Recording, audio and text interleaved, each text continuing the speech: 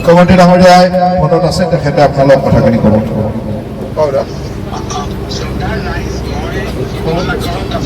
সেইকাৰণে মই যাব পৰা নাই। মই জয়ন্ত মল্ল বৰুৱা ডাঙৰীয়াক পঠিয়াইছোঁ আৰু যোৱাকালি ৰাতিৰে পৰা মই ভূপেন বৰা উৎপল বৰাৰ লগত আলাপ আলোচনা কৰি আছিলোঁ।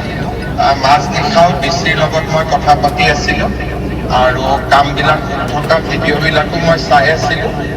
ডিপাৰ্টমেণ্টে যিমান পাৰে কাম কৰিব আৰু আমি গোটেই আৰু সময় সুবিধা পালে ময়ো এবাৰ গৈ আহিম আপোনালোকৰ মাজত আৰু চৰকাৰ যিমান পাৰে আপোনালোকক সহায় কৰিব আৰু আপোনালোকৰ কিবা ক'বলগীয়া থাকিলেও আপোনালোকে জয়ন্ত মল্ল বৰুৱা ডাঙৰীয়াৰ আগত আপোনালোকে ক'ব আৰু তেওঁকে মই গোটেই কথাখিনি শুনি ল'ম আৰু আপোনালোকক আমি যেনে তেনে আপোনালোকৰ লগত আমি আছোঁ আৰু যি কৰিব লাগে আমি গোটেইখিনি কৰিম।